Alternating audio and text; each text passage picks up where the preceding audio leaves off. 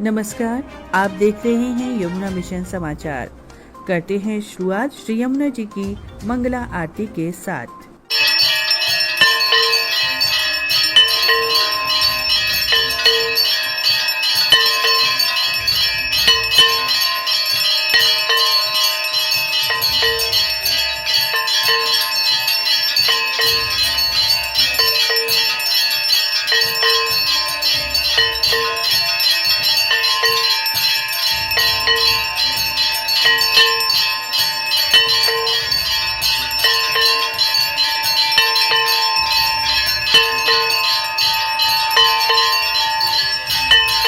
देश भर में शरद पूर्णिमा के उपलक्ष्य में हो रहे हैं अनेकों कार्यक्रम आयोजित। यमुना मिशन परिवार भी इस अवसर पर अपने सभी दर्शकों को हार्दिक शुभकामनाएं प्रेषित करता है।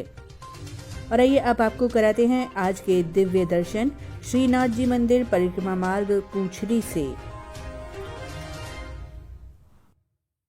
कल से श्री कृष्ण कृपाधाम में भी शरद महोत्सव का शुभारंभ किया गया। इस अवसर पर काशनी पीठाधीश्वर महामंडलेश्वर परम पूज्य गुरु शरणानंद जी महाराज जी एवं मलूक पीठाधीश्वर द्वाराचार्य डॉक्टर राजेंद्र दास जी महाराज जी का आगमन हुआ।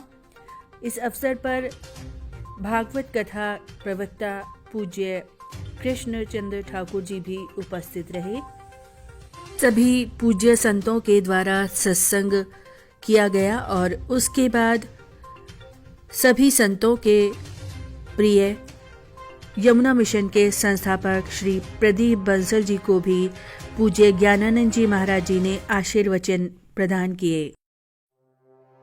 प्रदीप बंसल जी यहाँ हैं।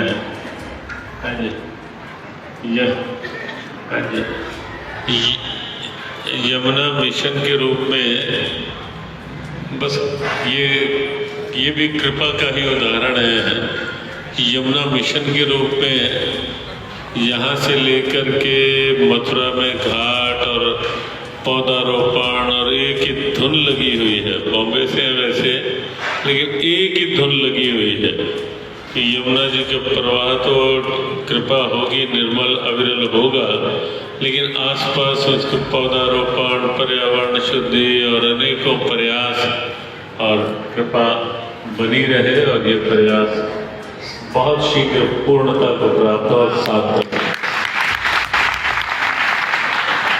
ये प्रदीप जी ने ताली अपने लिए नहीं बजाई, ये यमुना जी के लिए बजाई है ताली कि यमुना जी का प्रवाह अविरल, निर्मल और पूर्णता को प्रवाह प्राप्त हो। अपने लिए तो अपने को पीछे रखकर ये केवल यमुना महारानी को आगे रखकर कार्य करते हैं। बहुत बहुत शुभकामनाएं। जय श्री।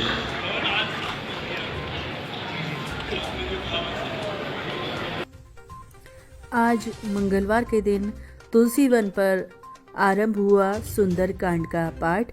आइए आपको दिखलाते हैं एक झलक।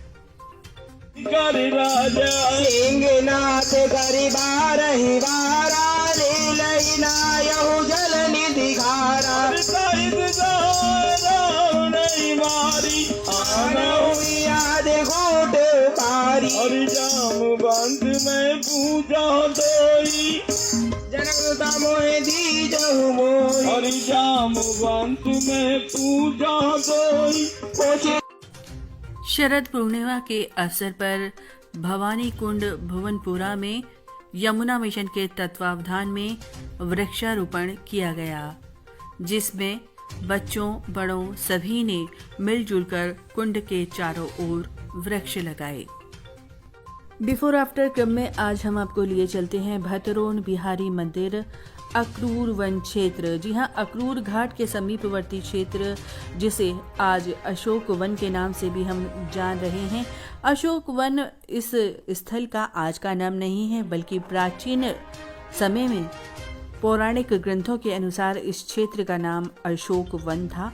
और अशोक वन इसलिए था क्योंकि यहाँ अशोक के बहुत सारे पेड़ हुआ करते थे, लेकिन अब वो विलुप्त हो चुके थे। यमुना मिशन ने यहाँ पर इस स्थिति में कार्य आरंभ किया और साफ सफाई करवा के पुनः अशोक के वृक्ष तथा फल फूलों के वृक्ष भी यहाँ लगवाए। अब ये वृक्ष धीरे धीरे बढ़ते हुए जा रहे हैं और इस मार्ग को एक अलौकिकता प्रदान कर रहे हैं।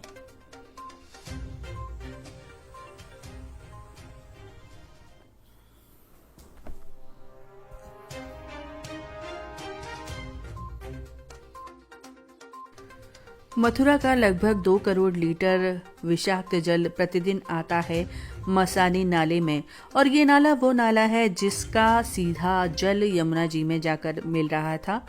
यमुना मिशन के प्रयासों से इस नाले का रुख मोड़ दिया गया और बना दी गई एक नहर, जिसे कई अन्य भागों में भी विभक्त किया गया है। मसानी नाले का ये विषाक्त जल इस कच्ची नहर से होता हुआ बालू शोधन पद्धति के द्वारा आगे बढ़ता जाता है और धीरे धीरे यह पानी अपने सही रूप में आता जाता है, यानी जो इसकी विषाक्तता है वो धीरे धीरे कम होती जाती है। लेकिन इस नाले की भी सफाई निरंतर जरूरी है, क्योंकि यदि ये सफाई नहीं होगी तो ये विषाक्त जल आगे कैसे बढ़ेगा। आइए आपको दिखाते हैं इस वीडियो के माध्यम से कुछ ऐसे ही दृश्य जहां यमुना मिशन के द्वारा नाले की जाती है सफाई। आज सुदर्शन न्यूज के सीएमडी और चीफ एडिटर श्री सुरेश चौहान जी ने अपनी टीम के साथ परम पूज्य गोपेश कृष्ण दास महाराज के सानिध्य में यमुना मिशन मार्ग धर्म पथ पर वृक्षारोपण किया। और आइए अब आपको लिए चलते हैं सूर्यश्याम चंद्र सरोवर गोवर्धन। इन दृश्यों में आप देख रहे हैं किस प्रकार से कितना सुंदर, कितना भव्य आयोजन यहाँ आज किया जा रहा है। शरद पूर्णिमा का अवसर है और इस अवसर पर पूरे सरोवर को दीप मालिकाओं से ऐसा भव्य रूप दिया गया है। वहीं सरोवर के आसपास के क्षेत्र को भी भव्य सजावट से सजाया गया है। इन दिनों सूर्यश्याम चंद्र सरोवर में गौ आराधना महोत्सव भी चल रहा है। इसको लेकर भी यहाँ प्रतिदिन कार्यक्रम आयोजित किए जा रहे हैं। आज इस कार्यक्रम में यमुना मिशन के संस्थापक श्री प्रदीप बंसल जी की भी गरिमामयी उपस्थिति रही।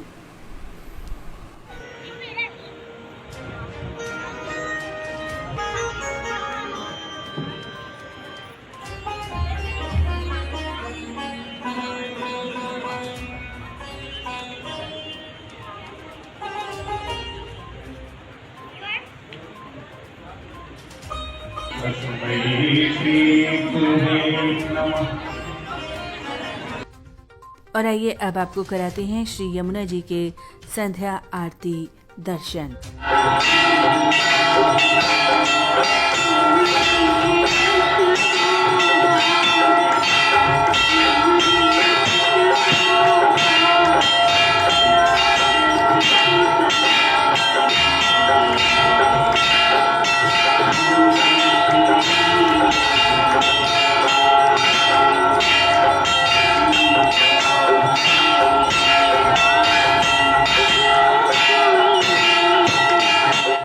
और आइए अब आपको जानकारी दे दें कल के तापमान के संदर्भ में।